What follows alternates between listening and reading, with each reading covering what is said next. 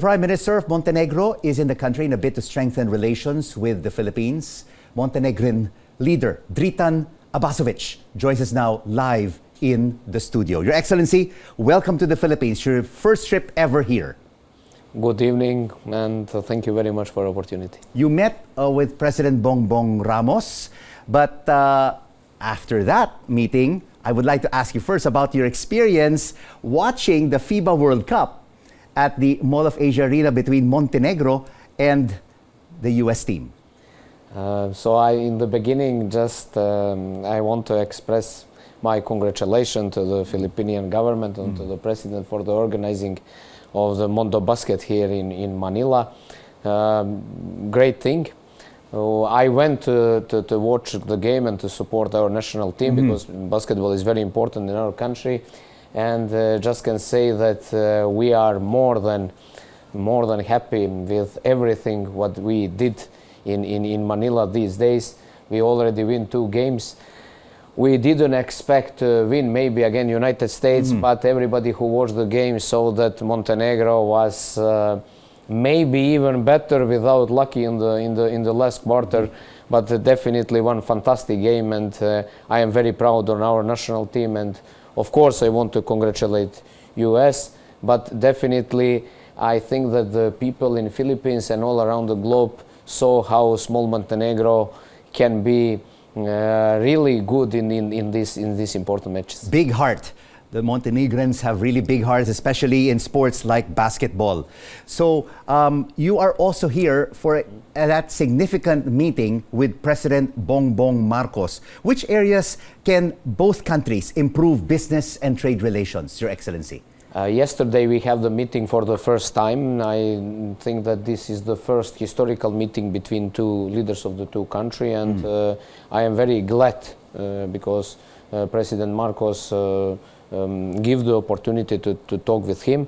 You know, in the southeastern Europe and Montenegro we don't have so much information about what's happening in this part of the world, and Philippines, like a big country, I think that in next period will play very important role also globally in geopolitics. So this was the good opportunity to explain a little bit situation in our country and to try to improve and go forward in our relation. Where are the opportunities, Your Excellency, of further trade? We talk a lot about tourism.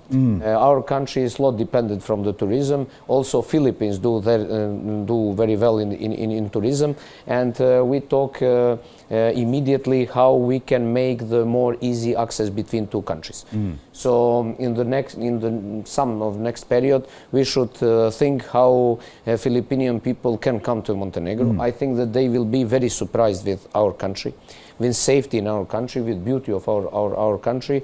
And I think that if we have possibility to make also direct flights to these 2 countries, that will be something great. Also, in the sector of tourism, we saw in the last period that more and more Philippines people coming to work in Montenegro, also in the region. I think that this number will increase in the next period. So I think that some of the good preparation for that can be also opportunity. But also, we also mentioned that Philippines companies can use the Montenegro like a hub for the future development, including not only Montenegro like one small country, but the country which have the aspiration, the good chance to be very soon in European Union. Your Excellency, let's break down some parts of your answer. First of all, I'm sure a lot of our Filipino viewers and tourists would like to visit Montenegro. What are some of the key spots that they can visit in your beautiful country? Montenegro is very unique. I invite all your watchers who watch this emission to just check in the internet about Montenegro. They will be surprised with the pictures, but I want to convince them that it's much better that they can see see it for themselves. You have a UNESCO World Heritage listed site. Yes, we have the Boca Bay. This is one very important spot for the cruising ships. and is with the historical heritage of UNESCO. This is something really amazing. But it's not only the cost. It's not only the cost. Also, Montenegro start to be very important address in the context of the development of the mountain tourism. Not just skiing in the winter, but also during the summer or the spring when people going there for the hiking, biking, especially after COVID. A lot of tourists use this kind of opportunities when they don't want to see a lot of people, but they want to have the very clean environment. Just one sentence which is important. Montenegro is by constitution a state which is declared like ecological state, and this is the only country in the world which is by constitution declared like ecological state. And this why we still think that this is our comparative advantages, because in the north of the country you can drink water from our rivers without any kind of restriction. So I think that more and more people, more and more visitors want to see something authentic, but something very clean, which is some, let's say, some symbiosis between the human and the nature. I think you can find it in Montenegro. Oh, definitely. Now that you've promoted the Montenegro, many of our Filipinos tourists would love to visit your country. You pointed out as well that there are opportunities for Filipinos to work in Montenegro. There are most probably several dozen Filipinos now who are in your country. In which industries and sectors are they working in right now? Most of them working in the tourism industry, in touristic sector. But we also trying to make the dispersion of our economy, and I think that the energy sector is growing now, so that will be the opportunity. Definitely that will be the opportunity. Our policy is very open. People are very welcomed, and I think that everybody who decide even to work in Montenegro will feel very comfortable and very safe. And what about for Montenegrin tourists from Montenegro? Are they also very interested to see the Philippines and visit our historical sites and beautiful beaches? Yes, definitely. This is the reason why I congratulate in the beginning the organizing of this kind of tournament, because now everybody is speaking about Philippines in Montenegro. So it's always good to use the sport like ambassador. I think that you use it that very well, and I hope that also more and more Montenegrin will search, will try to discover your country and come to see your country.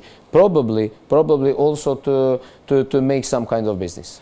You mentioned as well, Montenegro is rich in energy resources. We need energy.